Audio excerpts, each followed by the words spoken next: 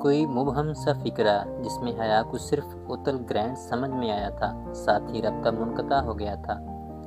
السلام علیکم ورحمۃ اللہ وبرکاتہ۔ میں ہوں وجدان مصطفیٰ اور آپ دیکھ رہے ہیں میرا یوٹیوب چینل وجدان مصطفیٰ آفیشیل۔ یہ تھی ہماری لاسٹ لائن اور اب ہم چلتے ہیں اپنی اگلی ویڈیو ناول جنت کے پتے از نمرہ احمد کی جانب۔ اوتل گرینڈ یعنی ہوٹل گرینڈ۔ جہان نے ہوٹل گرینڈ کا ذکر کیا یعنی وہ ہوٹل گرینڈ جا رہا تھا۔ وہ حیران ہونے کے ساتھ ساتھ پریشان بھی ہو گئی تھی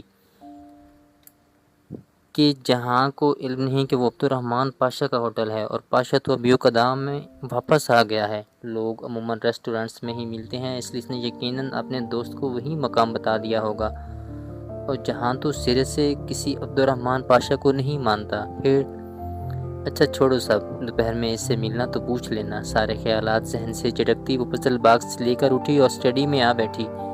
کچھ دیر تو وہ باکس کو الٹ پلٹ کر دیکھتی رہی، پھر ایک دم ایک نہج پہ پہنچ کر وہ باکس مس پہ رکھ کر اٹھی اور تیزی سے سیڑھیاں پھیلانگتی نیچے آئی۔ سرد لمبے فراق پہ اس نے بورا سٹول شانوں کے گرد سختی سے لپیٹ لیا، بال یوں ہی کھلے رہنے دیے اور پرس میں کالی مرچ کا اسپرے رکھ کر وہ باہر نکل آئی۔ اسے معلوم تھا کہ وہ اب جب تک جہاں کو اور ہوٹل گرینڈ کو دیکھ نہیں لے گی اسے بے چینی رہے گی، اب چاہے اس کے لیے اسے تنہا کیوں نہ سفر کرنا پڑے۔ ویسے بھی جزیرہ چھوٹا سا تھا۔ ہوٹل گرینڈ اور اس کی عقبی پھولوں کی مارکیٹ اس محل سے قریباً 15 منٹ کی ہارس رائڈ پہ تھی، مگر بندرگاہ سے اس جگہ کا فاصلہ 5-10 منٹ اوپر تھا۔ کیا تم مجھے 10 منٹ میں پھولوں کی مارکیٹ پہنچا سکتے ہو؟ اس نے 5 لیرہ کے 2 کڑکڑاتے نوٹ بگی بان کے سامنے کر کے سنجیدگی سے پوچھا۔ بگی بان نے ایک نظر نوٹوں کو دیکھا، پھر دوسری نظر اس پہ ڈالی۔ تمام اوکے۔ اگلے ہی لمحے اس کی بگی کے دونوں گھوڑے پتھریلی سڑک پہ دوڑ رہے تھے۔ وہ ایک لمبی سیدھی سڑک جو 2 رویہ درختوں سے گھری تھی اور اس کے آخری سرے پہ ہوٹل گرینڈ کی بلند بالا عمارت کھڑی تھی۔ عمارت کے پیچھے ساحل تھا، گو وہ یہاں سے نظر نہیں آتا تھا۔ عمارت پوری کالونی میں ممتاز دکھتی تھی کیونکہ آس پاس چھوٹے موٹے کیفے تھے یا پھر پھولوں کی دکانیں۔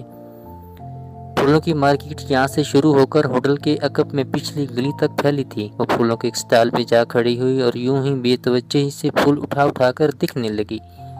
بے چین نگاہیں بار بار اٹھ کر ہوٹل کے دروازے کا طواف کرتیں۔ پتہ نہیں جہاں نے آنا بھی تھا یا اس نے یوں ہی اس ہوٹل کا تذکرہ کیا تھا۔ تب ہی گلی کے سرے پہ ایک بگی رکتی دکھائی دی۔ اس میں سے نیچے اترنے والا بلا شبہ جہان ہی تھا۔ اس نے سر پہ سرخ پی کیپ لے رکھی تھی اور اب وہ والیٹ سے پیسے نکال کر بگی بان کو دے رہا تھا۔ حیا جلدی سے ایک اور اونچے شیلف کے پیچھے جا کھڑی ہوئی جس پہ گملے رکھے تھے۔ گملوں اور پھولوں کی جھکی ٹہنیوں کی درمیانی درزوں سے اسے وہ منظر نظر آ رہا تھا۔ پیسے دے کر وہ آگے بڑھ گیا۔ وہ اب ہوٹل کی مخالف سمت میں سر جھکائے جیبوں میں ہاتھ ڈالے چلتا جا رہا تھا۔ اس کا رخ ہوٹل کی عقبی گلی کی جانب تھا۔ بیچارہ آیا ہوگا کسی دوست سے ملنے، وہ کیوں اس کے پیچھے پڑ گئی، وہ کیوں اس کا تعاقب کر رہی ہے۔ اس نے جھنجھلا کر خود کو کوسا۔ جہاں کے آس پاس سڑک پہ بہت سے لوگ دوسری سمت میں جا رہے تھے، وہ بھی اس ریلے کے پیچھے چل دی۔ اب جہاں کو پکارنا بے وقوفی کے سوا کچھ نہ تھا، بس وہ کہیں کسی کیفے میں چلا جائے تو وہ واپس چلی جائے۔ گلی کے دوراہے پہ پھولوں کا ایک بڑا سا سٹال لگا تھا۔ وہ اس کے سامنے آ کھڑی ہوئی اور ایک فلورل میگزین اٹھا کر چہرے کے سامنے کر لیا۔ میگزین کے اطراف سے اسے گلی کا عقبی حصہ نظر آ رہا تھا، جہاں دور آخری سرے پہ ہوٹل گرینڈ کی پشت تھی۔ وہاں ایک چھوٹا سا پرائیویٹ پارکنگ لاٹ بنا رکھا تھا اور متعدد گارڈز پہرا دے رہے تھے۔ یقیناً ہوٹل کے مالکان کے لیے تھا اور یقیناً وہاں پر کوئی پرائیویٹ لفٹ بھی ہوگی جو ہوٹل کے اعلیٰ عہدے داران کو ڈائریکٹ اپنے فلور تک پہنچا دیتی ہوگی۔ اس نے میگزین کے کور کا کنارہ ذرا سا موڑ کر دیکھا، جہاں اسی طرف سر جھکائے چلتا ہوا سامنے جا رہا تھا، گرینڈ کی عقبی طرف۔ سیلز مین اب اس سے کیا چاہیے پوچھ رہا تھا۔ ٹیوبس، سبز رنگ کا ٹیولپ مل سکتا ہے؟ اس نے ارد گرد ٹیولپ کے پھیلوں کو دیکھتے ہوئے وہ رنگ پوچھا جو استنبول کے عقورہ ارض پہ بھی شاید ہی ملتا اس کے خیال میں۔ سبز رنگ کا ٹیولپ؟ دکاندار ذرا حیران ہوا، پھر بولا مل جائے گا۔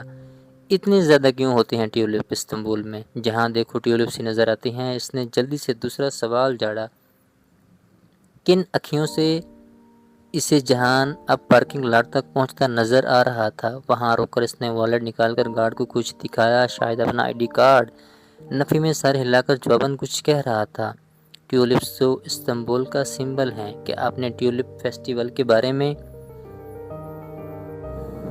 دکاندار جوش و خروش سے اسے فیسٹیول کے بارے میں بتانے لگا، جس میں اسے قطعاً کوئی دلچسپی نہ تھی۔ وہ بظاہر سر ہلا کر سنتی، گاہے بگاہے ایک نگاہ ہوٹل کے عقبی پارکنگ لاٹ پہ ڈال لیتی، جہاں وہ ابھی تک کھڑا گارڈ سے کچھ کہہ رہا تھا۔ جب تک وہ واپس پلٹا، حیا سٹول پہ بیٹھ کر میگزین کے چہرے کے سامنے کیے پھولوں میں کیموفلاج ہوئی بیٹھی تھی۔ اب بس جہاں چلا جائے تو وہ بھی خاموشی سے نکل جائے۔